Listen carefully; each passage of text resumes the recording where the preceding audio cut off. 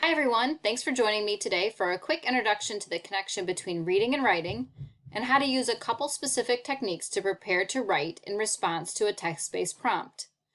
My name is Abby Welsheimer and I'm so excited to be able to share a few tips with you today. During this tutorial, we'll discuss how to develop a customized graphic organizer or evidence collection chart that will help you as you prepare to write a response to a text-based question. Developing a sound and thorough written response requires both an understanding of the text and the demands of the writing task. This tutorial provides a few steps for understanding what the prompt is asking and how to create an evidence collection chart to organize textual evidence that addresses the prompt. Today's tutorial agenda is as follows. First, we'll talk about the challenges that are faced when approaching writing in response to text. Then I'll talk some about the interconnection of reading and writing and how the two function in tandem together to build meaning. After that, I'll share a process for deconstructing a writing prompt to fully understand what it's asking, and then create an evidence collection chart to gather relevant evidence to use when crafting a response. After I share a few examples, you'll have time to apply the process to an evidence-based writing task that you've been assigned. Writing an evidence-based response is challenging. There is no doubt about that. Let's take a few minutes to identify what makes these tasks so challenging. Take a minute to think to yourself, what challenges have I encountered when asked to write an extended response to a text-based question? Yeah, there are lots of challenges to writing in response to complex texts. We've listed a few here, but know that this is not an exhaustive list. As we talk, think about what challenges you faced that are included on those lists and those that are not. First, texts are often long, requiring your focus for long periods of time. This extended attention is often called stamina. Usually the texts that are included are complex, including both complicated structures and content that is relatively unfamiliar. Complex texts also include advanced academic vocabulary, further complicating the process. And those are just related to the texts. Then you have to decide what you'll include in your writing. Writing prompts or questions are usually complicated and ask you to analyze specific aspects of the text, not just to summarize them. And usually, there's a time-bound aspect to writing in response to text. What other challenges exist for you?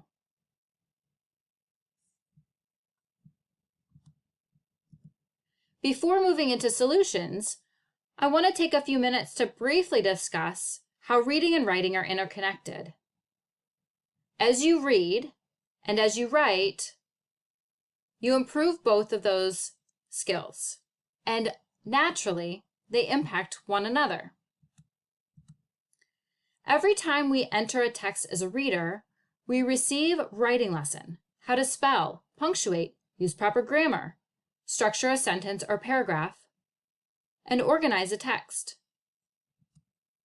We also learn the many purposes that writing serves and the different genres and format it assumes to serve those varied purposes. And every time we create a text as a writer, we receive a reading lesson. Evidence shows that high-quality writing can improve reading comprehension, reading fluency, and word-solving skills.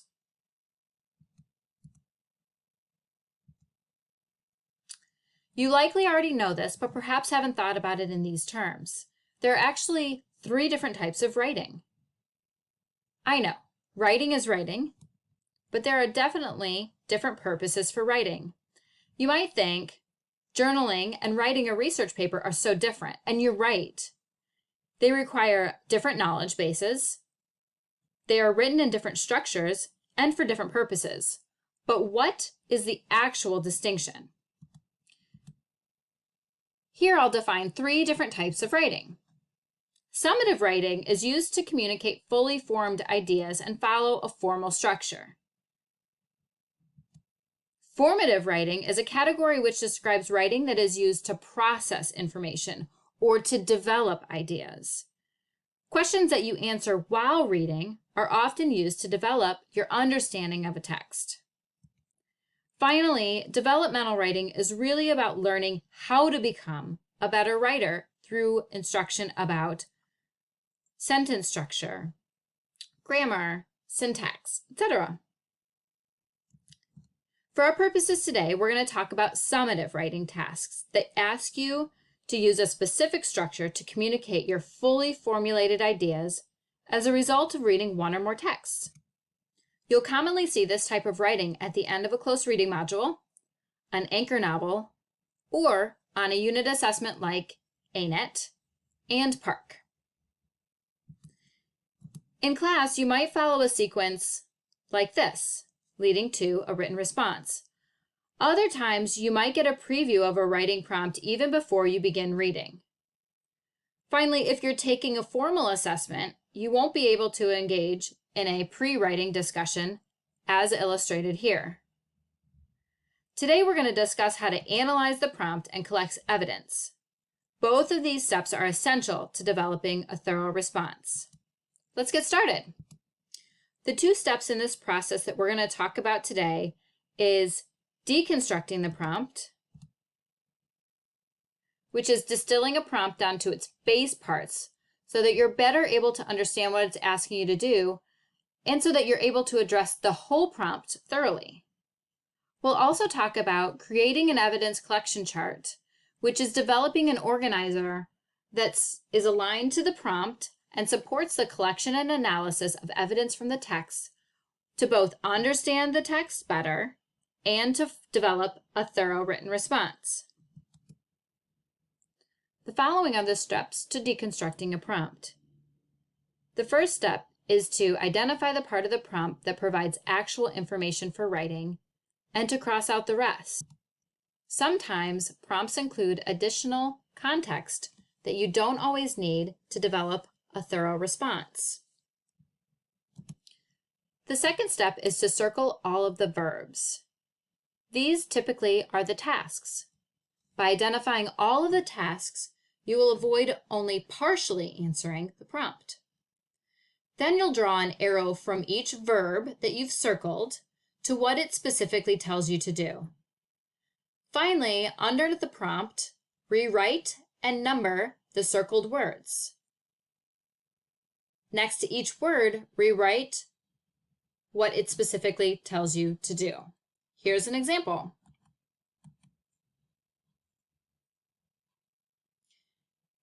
In a well-organized paragraph, discuss how 11 and turning 10 shows different perspectives on growing up. Use evidence from each text to support your response. The first step is to eliminate words that you don't necessarily need. And I've eliminated in a well-organized paragraph and use evidence from the text to support your response. I know that both of those are essential to developing a text-based response, leaving me with the phrase, discuss how 11 and turning 10 shows different perspectives on growing up. The second step in the process is to circle the verbs. Here, I've circled discuss. Then I'm to draw an arrow to what it is that I'm supposed to discuss. So I've drawn my arrow to different perspectives on growing up. Then under the prompt, I'm supposed to rewrite and number the circle words. So I rewrote the word discuss and numbered it, number 1. Then I'm to rewrite what the prompt is asking me to discuss. And here I've written the differences in how the two texts describe growing up. And I know that growing up typically means from a young age to an older age. So I've put that in parentheses. Now that we've deconstructed a prompt, I'll move on to how to create an evidence collection chart.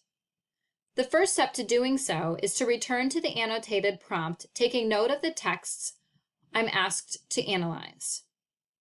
In the previous example, there were 2 texts, 11 and on turning 10. Then I'll reread the circled words and the phrases linked to each word asking myself, what should I look for in each text? Finally, I'll create a table, typically with the text in the columns and the types of evidence I'm looking for in the rows. Label the rows with the different types of evidence to gather. Let's take a look at an example. Here's my annotated and rewritten prompt from 11 and turning 10. I've created a table that looks like this.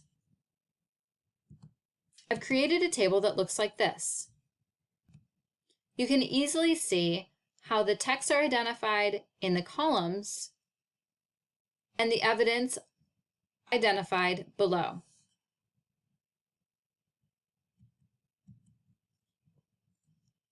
Here's another example. First, we'll analyze the prompt and develop a graphic organizer. To briefly review the steps to deconstructing a prompt, review them here. Our prompt is a little bit more complex. You've read two passages, one from J.C. Choi's Red Cranes and one from Junichiro Tanzaki's The Firefly Hunt. Though Milo and Sachiko, the main characters of the passage, have certain similarities, the authors develop their characters in very different ways. Write an essay in which you analyze the different approaches the author takes to develop these characters. In your essay, be sure to discuss how each author makes use of the elements, such as the main character's interaction with other characters, the presentation of the main character's thoughts, the strong feelings each character experiences at the end of each passage. Use specific evidence from both passages to support your analysis. Now I should deconstruct the prompt. I should cross out words that frame or provide context for the prompt. In this prompt, I'll cross out the following.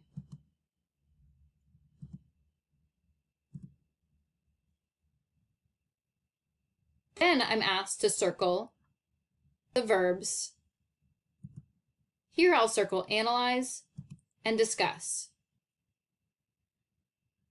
Next, I'll draw an arrow from analyze to the different approaches that the author takes to develop these characters, and I'll also draw an arrow from discuss to how each author makes use of such elements. The next step is to rewrite each verb and number them. So I've written analyze and discuss and numbered them in sequence, 1 and 2. Then I'm rewritten phrases from the prompt connected to each verb. So I'll analyze and contrast how the author develops the characters, and I'll discuss how the author uses interactions, presentations, and strong feelings. To create an aligned evidence collection chart, I'll return to the annotated prompt, taking note of the text I'm asked to analyze. Then I'll reread each circled word and the phrases linked to each word, and I'll ask myself, what should I look for in each text? The final step is to create a table that brings these aspects together, typically with the text in the columns and the type of evidence in the rows. So here's my deconstructed prompt. And here's the evidence collection chart that I've created. You'll see here that I've aligned the two authors and texts in my columns. And here, how I've included the types of evidence from each text that I'm asked to include. For example, the interactions of each character, the thoughts, and the strong feelings at the end of each passage. Using this evidence collection chart while I read will help me mine for the evidence that will help support my written response. Take a few minutes to apply the process yourself.